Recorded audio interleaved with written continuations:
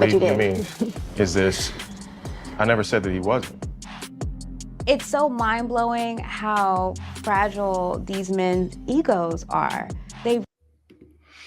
Hey guys, and welcome to Little Blackbird 91. We are talking to you guys about why Carmen and Sabrina have both been labeled as supervillains on this season. Yes, both of these two have been claimed as supervillains because the way they played the game. Carmen for the way that she attacked other women, and Sabrina for the fact that she chose herself whilst yet asking for time and space to choose who she wanted to choose, and then getting annoyed when someone else wanted also time and space to choose.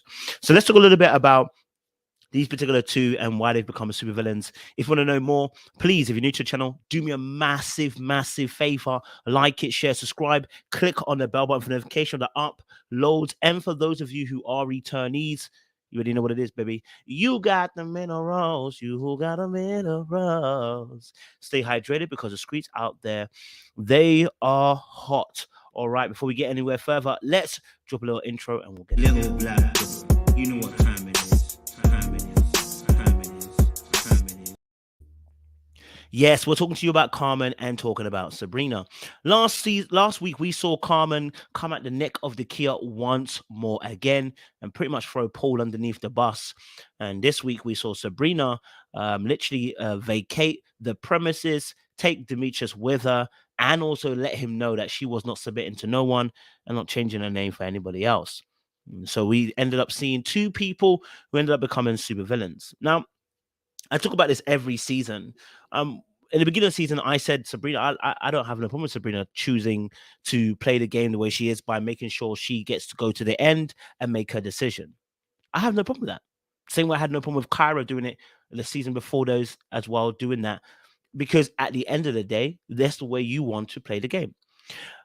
I think where Sabrina fell and became a supervillain was now in the moments, for instance, like the Tory situation, because we could all see in that Tory was a pawn to her. Let's be honest. I think she did like him in the beginning, but I always say this, a certain level of energy that someone brings you that, you know what, you start to allocate them a position in your life. It's okay. I understand the hunter's vibe as a man as well, who's played the game, who's been there. You know what women you can play with and what women you don't play with. You know what women you put into the category of wifey and ones that you don't. And that's totally understandable. That makes absolute sense. So I can understand why Tory became part of the game on the chessboard.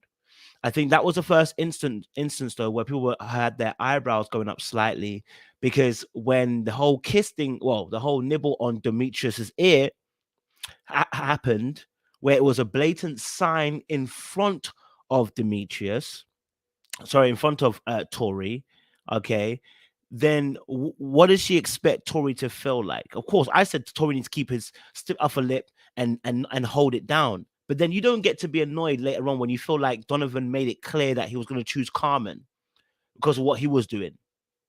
You don't get to do that because you already showed yourself that you didn't mind nibbling in somebody's ear, running right in front of another person who had your love interest. And then you get annoyed when they kind of replicate a similar behavior, where however worse you look at it, you get annoyed at that, and then you say you feel like they made their choice. But when the same was said about you, you were saying, no, I haven't made my choice. And you were feeling some type of way about the way the person was kind of forcing you into making a decision, which I totally get. Now, I think I'll break down Sabrina a little bit later on. Her whole issue is control. Doesn't want to feel controlled. It's a trigger for her. And I can respect it. I'm a similar person as well. I understand that. But it's going to show up. And it does show up in the case of this particular season. And I think where she ended up becoming a real villain is the way that, okay, so Demetrius was your final kind of like, person that you're going to connect with, who you always had at the top, And then you get to a point where you're like, we're not going to connect. There's certain things we're not going to be able to go past. And then you self-eliminate and act as if you didn't know you were going to have to meet the parents. It's part of the process, part of the show. You've watched the show, so you know. So basically, in that sense, what you told him was, you're no longer going forward. And I think some people kind of saw that and was a little bit annoyed by that. I think it's the overall energy that Sabrina brings sometimes to the screen. Her problems with Laverne, and then problems with Donovan now, and then issues with Tori, and every man that's having an issue has got fragile ego. And I think people look at it and go, after a while, if every man's got fragile ego, you sure? Maybe it's you. Because you're a common denominator alongside these men. You're a common denominator in all these scenarios. So I think that ends up becoming the villain kind of energy for her. And so unfortunately, she's now earned that title.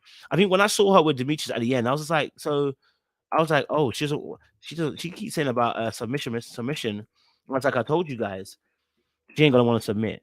I think Sabrina also has got a lot of work to do, if I'm honest.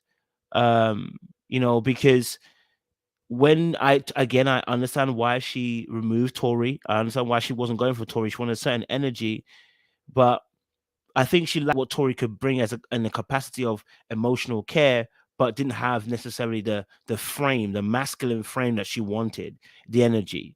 So the villain aspect is because Sabrina sat in the driving seat a lot of the time, right? You sat in the driving seat a lot of the time. You were driving a lot of these interactions, and to get to a point, where where you now choose yourself at the very end, people are going to ask questions, right? People are going to ask questions because, sis, how we get to this point? How did we get to this point? It's wild, right? And so originally in the very beginning, Sabrina was sought after, wanted. Everybody was going after her. Everybody wanted Sabrina. But in a sense, just like the Kyra situation, Sabrina chose herself. One, maybe because the kind of person she wanted isn't there. But two, also because just how ready are you?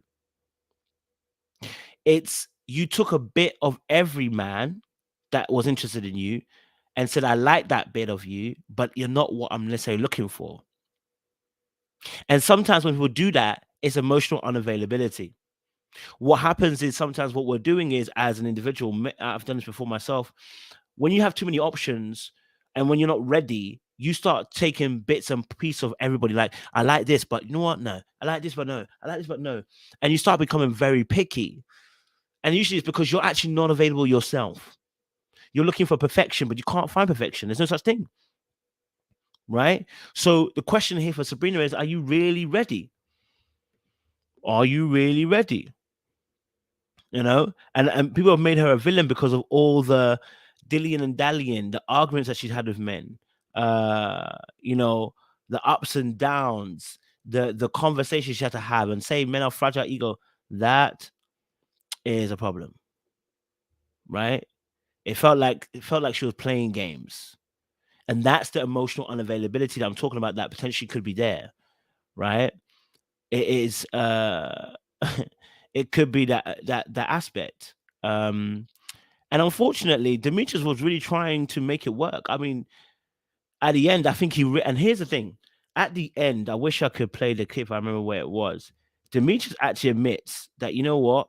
He should have listened to the boys. Why? Because finally, he understood what they were saying. Right? All the little games that she'd been playing, he finally understood. Let me see if I can find a clip for you guys. Let's see if I can find this clip for you guys. Thinking that, okay, it's a possibility that we can leave with one another, and then she just says that, I want to self-eliminate because nobody's here. Well, what were we doing this whole time? So now he feels like he's wasted his entire time because they've been investing into one another. And Sabrina knows what she was doing. It's part of the game. I'm going to be honest with you. She knew exactly what she was doing. So she's going to have to take the good and the bad. The good is you can control how you move in the process. The bad is that you won't be able to control what people now say. Because you've been in control of the process and then you end up choosing nobody, then were you really looking for someone? You always knew whether you always knew that if someone would like you or not. You always knew whether you wanted someone or not, sorry. Right? Because you were in control of the whole proceedings. That's what made her a villain. As for Carmen's one is a bit different. Carmen's one is she became a villain the first day and has never left that space. because the very first day her comment about my hair is real was off. Right, to what we saw on according to our screens, and people need to start asking me to start looking beyond the screen. I don't know what you said beyond the screen and editing. I don't know. You know what I mean? Like, they're piecing together a narrative. We're going with it. So, you know, that comment about the hair situation, I was like, your hair is real. And then we see how she treated Dakia with the Eric situation, you know, and that was villainous as well. And then coming for Dakia later on as well, that was just villainous, right? It just seems villainous. And so, unfortunately, from what we see on the screen, we see somebody who keeps on being very catty and being very insecure and being very rude and insulting, and then wanting to throw Paul underneath the bus. What, to get Dakia? Dakia hadn't even said anything about you in that room, so why were you not? But you wanted to throw Paul underneath the bus. So it looks some type of way. It looks some type of way. I'll be honest with you. There's a lot of factions that we're seeing within the case of this series. Last season we saw BGS and the rest of the crew. This season there are about 3 or 4 different factions. It seems there are people on both sides, or 3 sides, or 4 sides, that agree with each other, that call each other, but people are doing things that individually people might not agree with, but they're friends with. It's made it very complicated. But with the Carmen situation, yeah, I was looking at her like, yo, the way she handled Dakia in the kitchen, you know, the way that, you know, the way that she spoke about Dakia at the very end and insulting her appearance and stuff like that. I was like, it's just too much. It's too much. That's why you're a villain. You're not a girl's girl. So women are very territorial with that, because already the society that we live in, it puts it in a frame of how, for instance, whether they have to be together because of what the instances of what they're fighting in front of them, right? So for a girl then to insult another girl's appearance, that's like 101. You know, I don't want to call it girl code, but you know, you going against the grain. And so definitely, I was like confused as to that, because that's that's not it. That's not it at all. You know, why are we doing that? And like I said, because it seems like she's been going at Dakia from the very beginning, it just looks like you're a hater. That's what it looks like. You look like a hater.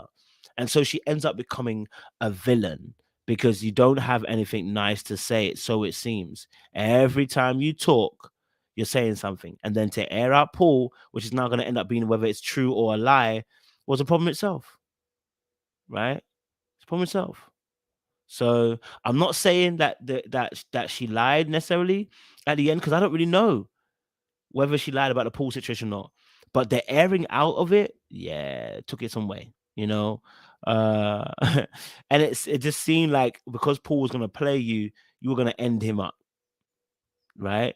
And every time someone else liked someone else that you liked, it seemed like you wanted to try and have your say or your action in it. It's like, babe, we don't need that. We don't. Right, so it just looks like you're messy. It looks like you're catty. It looks like you're rude. And I'm not saying that there isn't editing that could happen, but on more than one occasion where you've shown energy that have been not so nice, I think you know how to play nice. I think you know how to represent yourself. But with the ladies, you showed kind of your tail a little bit, and it's not nice at all. So definitely understand. Definitely can understand about the fact that she's become a villain and why some of the girls might not like her, because you can't keep attacking other women the way you have been in the course of the show. So yeah, let us know your thoughts. Why do you think Carmen and Sabrina have become villains? What's your thoughts? Do you agree? Do you disagree? Let us know down below about Carmen and Sabrina, why they are villains, if you even agree to that.